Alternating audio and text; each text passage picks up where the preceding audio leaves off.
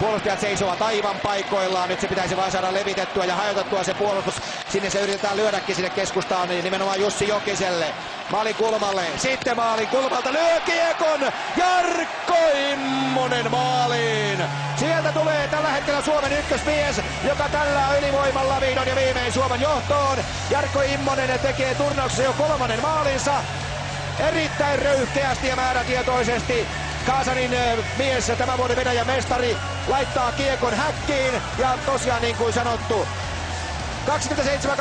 27-23 peliaikaa käytetty ylivoimamaali. Jarkko Immonen, joka jo vuosi sitten kun debytoi MM-kisoissa teki tehot 1+4, on nyt sitten Suomen joukkueen kultakimpailu tähän mennessä. Siitä röyhkeästi ohi Messinin.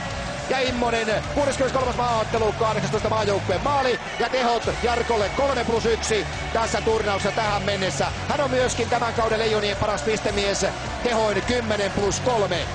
Miettinen, Immonen ja siellä helähtää sen jälkeen Messinin takana Jarkko Immonen 1. Jarkko Immosen tekemällä ylivoimamallilla 1-0. Puistola avaa siinä laitaan. Sitten tulee loistava paikka Hytöselle. Ja Hytönen tällä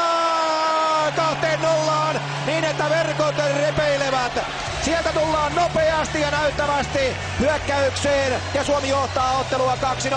Ja Juha-Pekka Hytönen, Jöppä pelaaja, tekee turnauksessa ensimmäisen maalinsa. Ja maajoukkue urallakin vasta 3. maalin. 29. maaottelu Hytöselle. Se oli nopea, erittäin nopea, terävä vastahyökkäys.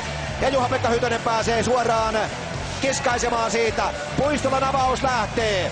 Ja sieltä tullaan sitten hyökkäykseen. Ja sinne tarjoillaan sitten Hytöselle.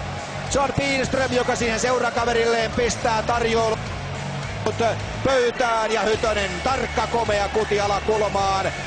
Vähän siinä Pihlströmiltä kiekko karkaa yhdessä valkovenäläispakin avustuksella, mutta Andrei Neissenin ohi kiekko lyödään. Ja ajassa 32-19 Suomi johtaa ottelua 2-0.